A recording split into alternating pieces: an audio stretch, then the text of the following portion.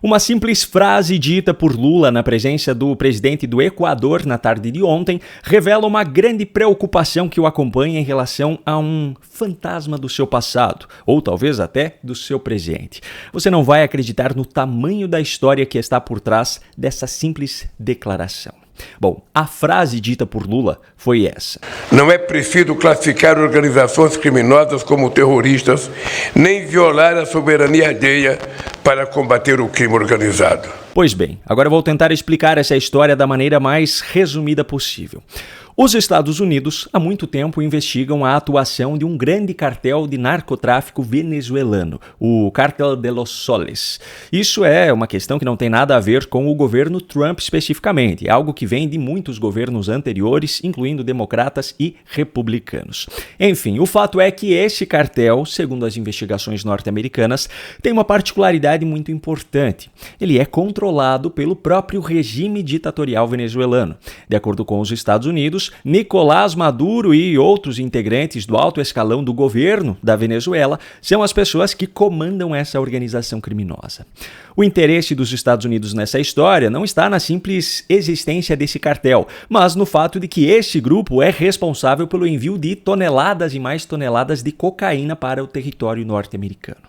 Bom, um dos acontecimentos mais importantes nessa história foi a prisão de Hugo Carvajal, um ex-integrante do alto escalão do regime venezuelano que rompeu com Maduro, declarou apoio a Juan Guaidó quando este foi candidato à presidência, foi expulso das Forças Armadas pelo próprio Maduro e foi preso na Espanha a pedido dos Estados Unidos.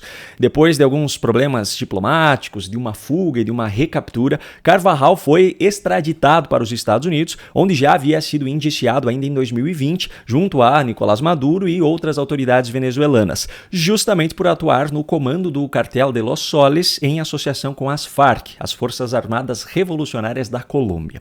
O julgamento de Carvajal na justiça norte-americana, sob 4 acusações, 2 ligadas ao narcotráfico e 2 ligadas à obtenção ilegal de armas, estava marcado para ter início no dia 30 de junho deste ano, 2025. Mas, apenas alguns dias antes do início, ele resolveu se declarar culpado de todos esses crimes, levando ao cancelamento desse julgamento completo com o júri. Com essa confissão voluntária, o réu, que nesse caso é Hugo Carvajal, admite a sua culpa pelos crimes, mas evita a exposição de detalhes mais graves e complexos que poderão ser utilizados por ele posteriormente para barganhar uma redução de pena, por exemplo.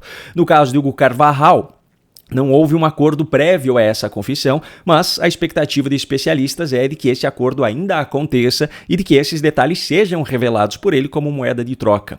Isso só poderia ser revelado, no entanto, a partir da sua audiência de sentença, que foi marcada para o dia 29 de outubro. Agora, o que tem tirado o sono de muita gente por aí é o que Carvajal pode revelar. Naturalmente, espera que ele possa entregar informações valiosas sobre o funcionamento do Cártel de los Soles, sua relação com o regime de Nicolás Maduro e também atividades relacionadas a governos aliados desse regime, como Cuba, Rússia, China e outros, ou grupos como o famoso Foro de São Paulo. Só que não é só isso. Segundo uma jornalista espanhola, durante o período em que esteve sob custódia da Espanha, Carvajal teria dito a um juiz que o narcotráfico latino-americano financiava partidos políticos, entre eles o PT de Lula. Mas esse não é o único acontecimento que provavelmente está tirando o sono de um certo político brasileiro. Eu não sei se você está lembrado que, em maio deste ano, o governo Lula se recusou a classificar facções brasileiras, como o PCC e o Comando Vermelho, como grupos terroristas. Essa sugestão havia sido dada pelo governo dos Estados Unidos, pois essas facções já atuam também em alguns estados norte-americanos. Classificar esses grupos como terroristas permitiria a ampliação de ações de combate ao crime organizado e também cooperação internacional para isso. O governo Lula, no entanto, se recusou a fazê-lo, alegando que a legislação brasileira não permitia esse enquadramento. De fato, não permite. Só que, então, um novo projeto de lei foi protocolado na Câmara dos Deputados para mudar essa parte da legislação. Mas o PT e o governo Lula se posicionaram contra, alegando que o termo seria utilizado como grife para as facções reforçarem o seu domínio. Bom, o governo brasileiro, sabe-se lá por qual motivo, não quer cooperação internacional para para combater o crime organizado. Mas governos de outros países latino-americanos já estão pensando diferente. No Paraguai, por exemplo, o Senado está pressionando o governo para que classifique o Cartel de los Soles como grupo terrorista. No Equador, porém, isso já aconteceu. O governo de Daniel Noboa, na semana passada, declarou o Cartel de los Soles como grupo terrorista, o que facilita a atuação, por exemplo, dos Estados Unidos na América do Sul para combater essas organizações criminosas. O governo dos Estados Unidos, por sinal, recentemente dobrou a recompensa oferecida pela captura de Maduro. E isso também é algo que vai muito além do governo Trump, é uma questão de muito tempo. E agora, o cerco contra Maduro está se fechando ainda mais.